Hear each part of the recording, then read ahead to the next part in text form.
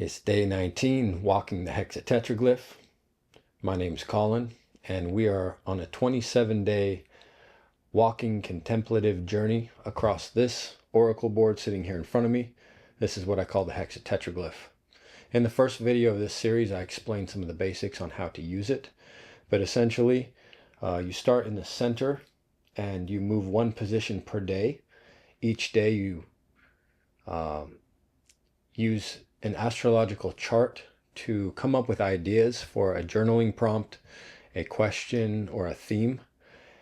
Then you draw 3 tarot cards to help you answer that question or explore that topic.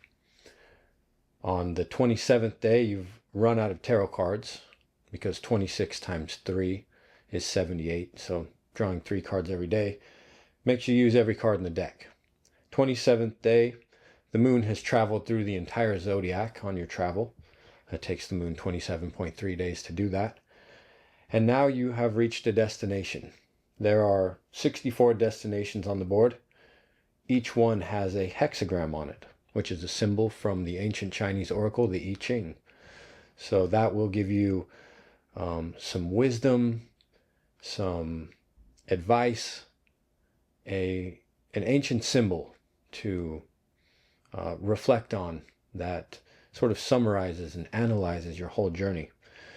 The path that you travel actually creates the hexagram that you receive because of the order of the board.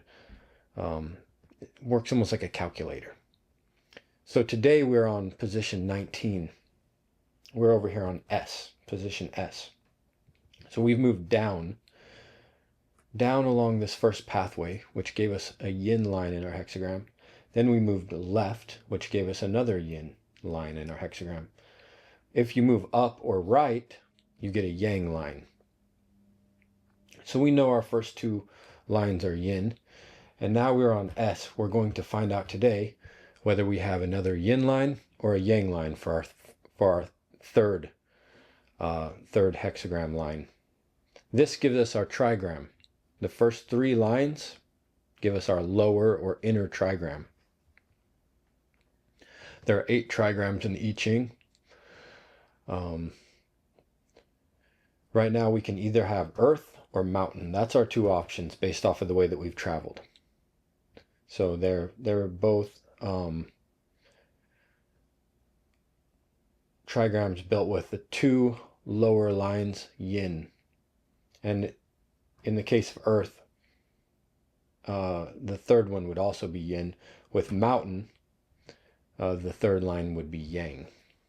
So that's our options. It's kind of a big day, day 19. We're getting close. We're getting close to the end point here. So about another week, and then this little pilgrimage will be wrapped up. It's been challenging. It's been a great meditative tool for me. It has really changed my dream life. I've been having tons of dreams, much more than usual. I've gone into a couple depressions.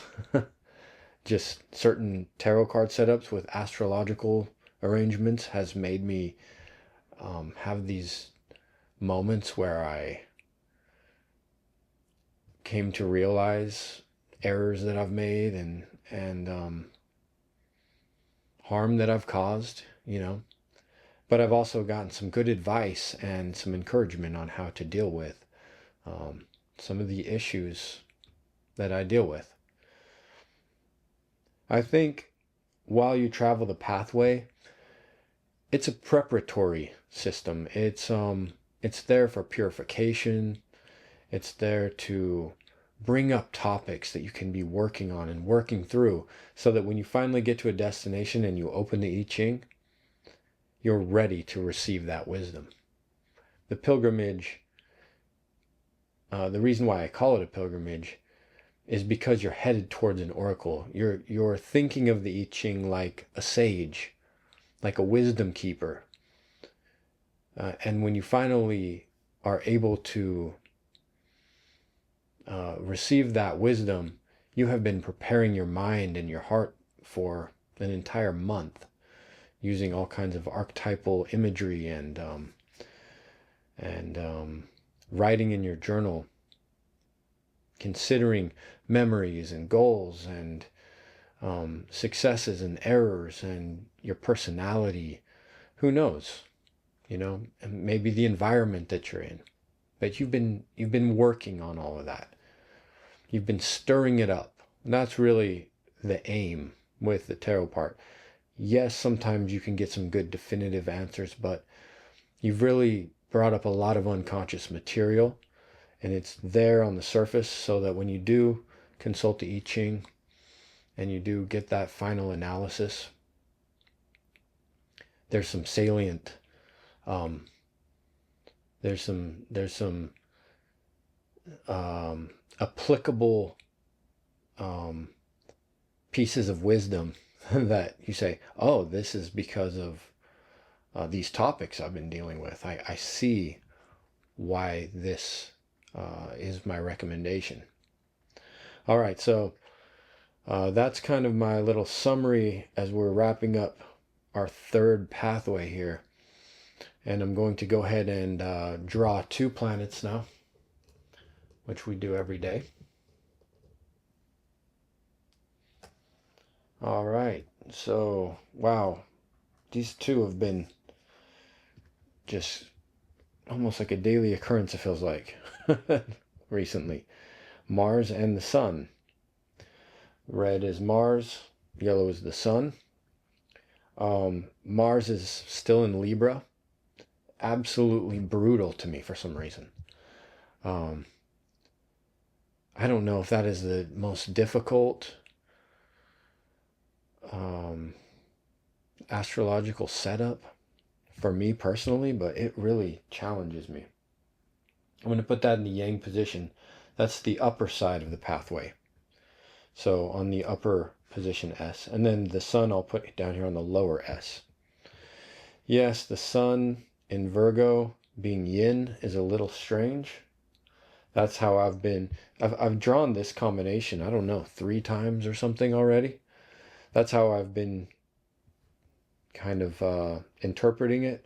That's my own subjective personal interpretation, and you're supposed to work with this oracle board in that way. You put some of your own interpretation in there because it helps measure what's going on with you and the way you're seeing the world.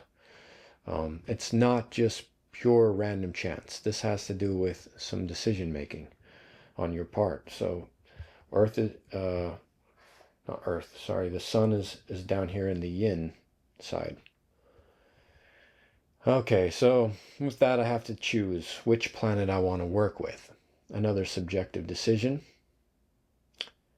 I think I worked with Virgo yesterday, so we will go with Mars and Libra. It just wants to, it needs to get its point across. I wasn't getting Mars up until recently, and now I just keep getting Mars and Libra. As soon as Mars went into Libra, is that what happened? Did it go into Libra? The Sun recently went into Virgo. I don't know, but something happened, and then Mars with Libra just, I'm kind of dreading it, Something about that. And I guess that's why I keep getting it. It's almost like the Hexatetraglyph said, "Oh, here you go. I figured out what's challenging for you." So you can take a few minutes and think about Mars and Libra. Libra being the harmonizing Venus energy. It has to do with justice and beauty, and some people say there's also kind of a strategic side to it, a charismatic aspect, maybe democratic. But I think about harmony, right? And how it's ruled by Venus. So you can take all of Venus's characteristics and kind of mix it in there. The glyph is the scales. the constellation looks like the scales, where things are weighed and balanced. And Mars is the malefic force that pushes forward. It's the war god. It's not gentle, you know.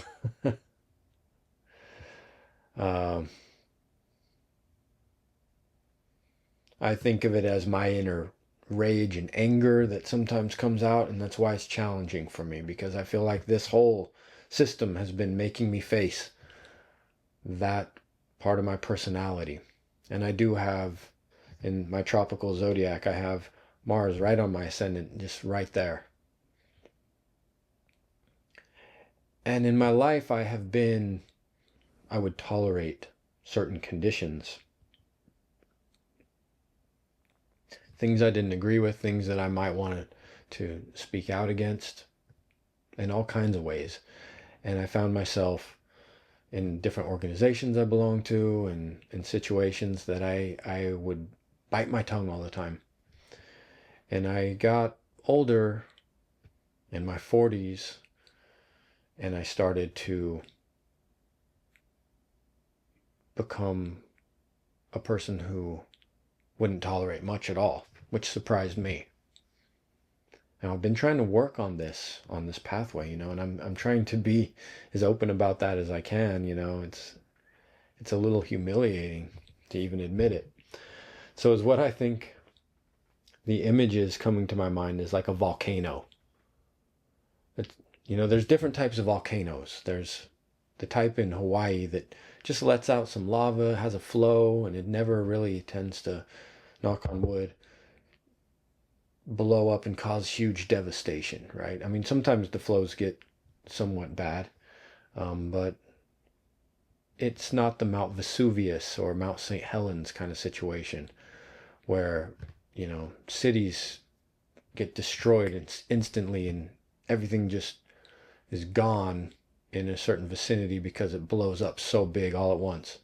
It never lets out any steam. Like Mount St. Helens, they could see it was ready to erupt, and a lot of people stuck around, and when it finally blew up, like 50 people died. I have been that type of volcano. I don't know my volcano studies. So sorry, I can't tell you what the name of that type of volcano is right now. I don't want to be that kind of volcano. I don't like it. It surprised even me that I started to become more like that. And when I see Mars in Venus, I'm all of a sudden realizing this is an opportunity to change something about that part of me, right? This is, the lava is going to get cooled down, vented out. If I was a rock with a lot of jaggedy, sharp edges, maybe this is an opportunity to smooth that, polish it. And I'm asking this astrological setup that we're currently in right now with Mars and Venus to make me a little smoother, a little softer. Smooth those edges off. Teach me how to vent some of that pressure in a healthy way.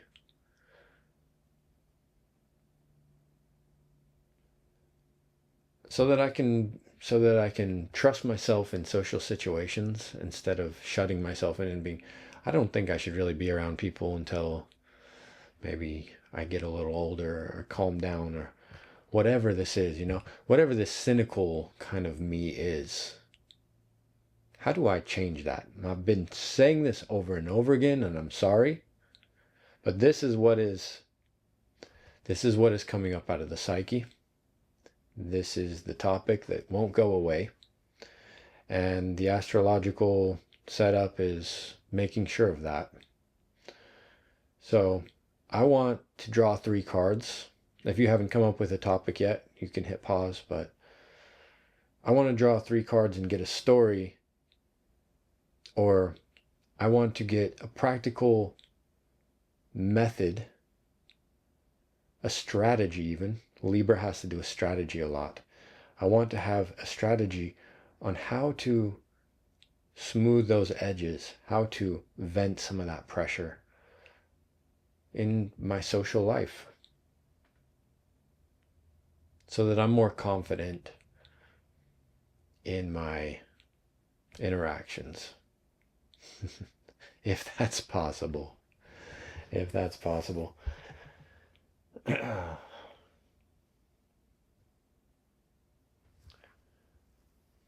All right, so let's try to make some sense of these cards.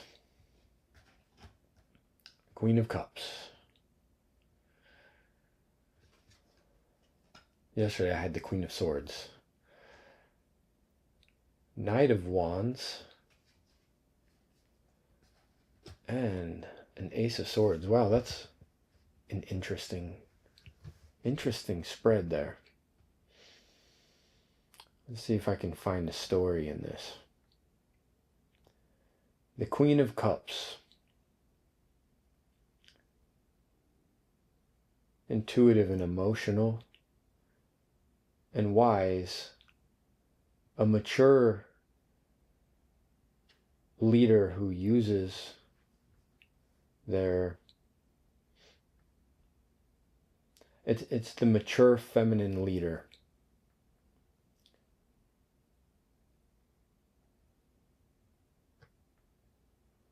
And I can see compassion and empathy there.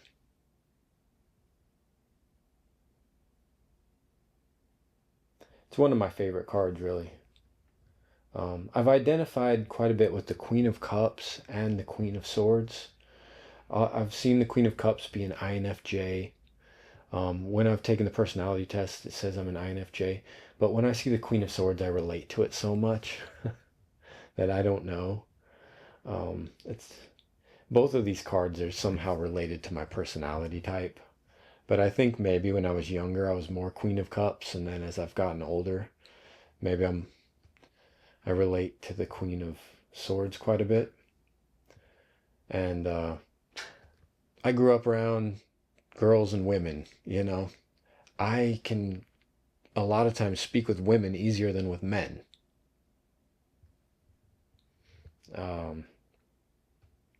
I'm a straight man. I love things like MMA and, you know, I just recently was fixing my car. I like to build things. But I'm so used to talking with women that it's easy for me to have a conversation with a woman. And when I see the queens, it's awkward, but I get the archetype or the personality type or whatever. I can understand them, you know.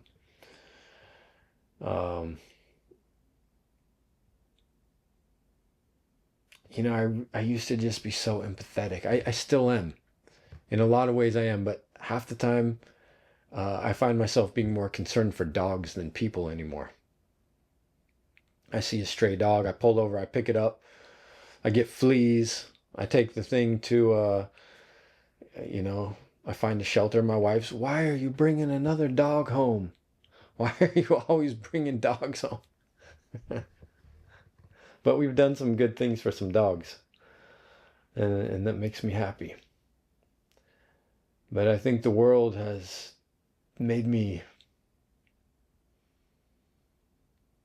distrust a certain percentage of people. If you're watching this video, you're probably not in that demographic. You know what I mean? You're probably not. Adventure, creativity, going out into the world, with a lot of confidence. There's the Mars in there too, right? You see the reds and the yellows and the movement.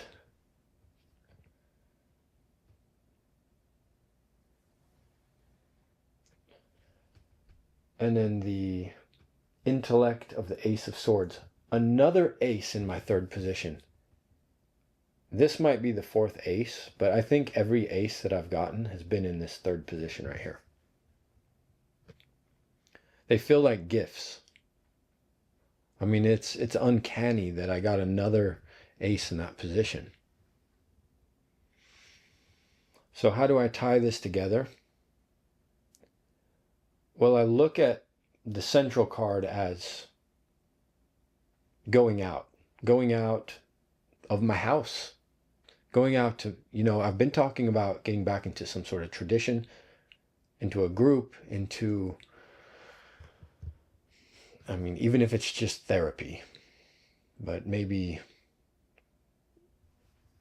making an attempt again to go out and do something new and create some social connections and find something that has a bit of a hierarchy. Move back towards some of that, being part of something. I kind of see that Knight of Wands as that movement. I think of the Queen of Cups here as being the preparatory requirement before doing so. It's almost like a mantra. It's kind of going back to a part of who I know that I am. Truly, the essence of who I am, Okay, maybe I do have a sword too. I do have that ability to be a little cutting and abrasive. Maybe I do have Mars on my ascendant, and maybe I've kind of wielded my sword a bit too much in the last few years. But when my mindset is more Queen of Cups, at least I can have more understanding and empathy. But I don't think that I lose these other qualities that I've learned in my life. I don't think I'm wrong to go out with my armor on and a sword of truth that can be used to decipher and to get down to the heart of the matter. Prepare with empathy. Enjoy for the adventure of it. And have that philosophical mind where when you do engage, you search for truth. Whether or not I can teach someone else the truth or I can convince someone of the truth, that's not the point. I may not even have the truth. The Platonic idea of the truth is something that I'm like on a quest for, just looking for it. So I see this as some practical, philosophical training on how to go and interact with people when I'm out, as I go in search of becoming reconnected, essentially, with society. Let's just be real here. That's probably enough. I think I could go on and continue to explain that and explore that, but that'll be for my journal for later. So these three cards are Yang once more. Every single time I chose a planet on this pathway, it's been Yang. So you can see which direction I'm going to be moving here.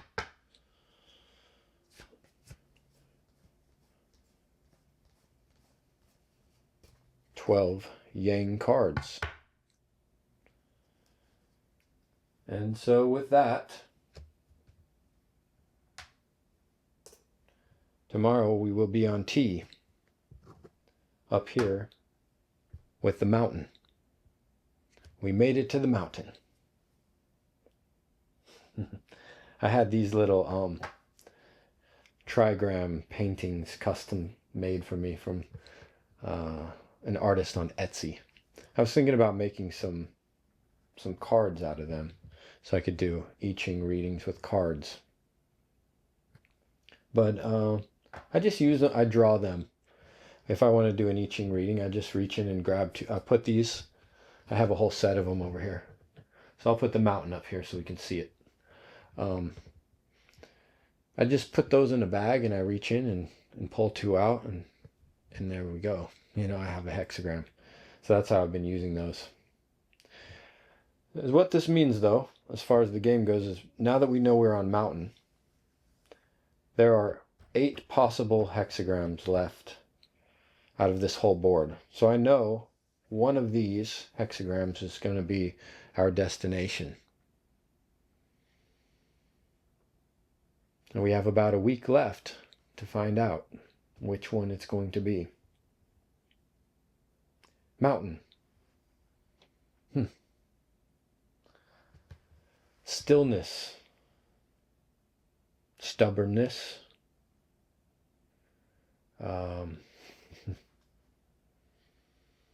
Dividing. Heavy.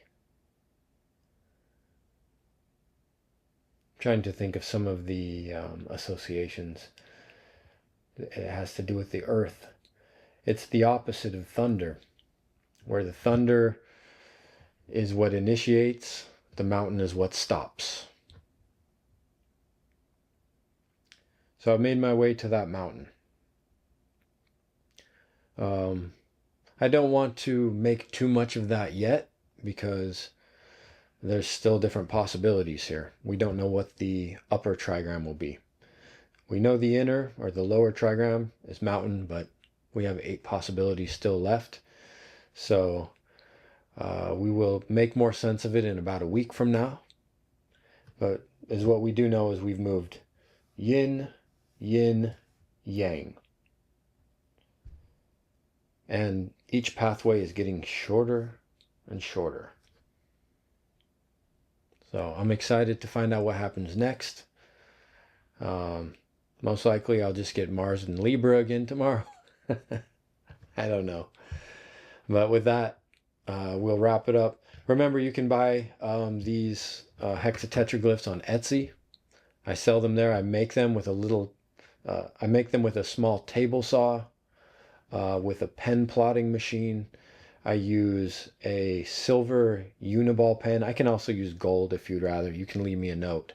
But I do silver ink on black paper, and then I build a frame and I put a little jewelry box legs on it. And it's very light balsa wood. And I sell it for a very fair price, I think, especially with the amount of labor I put into it, and all the equipment I've learned to use and work with and stuff. So I would just like everyone to give this a try. If you don't want to purchase one, that's fine too. You can always contact me, and I'll be happy to email you just like a PDF copy, and you can print it off yourself. These are 12 inches by 12 inches, so that's bigger than what most printers can print. That's why I use a pen plotting machine. But even if you play on a smaller board, it'll still work fine. So that's fine too. Again, thanks for joining me. Hope you have a good night, and we'll see you tomorrow.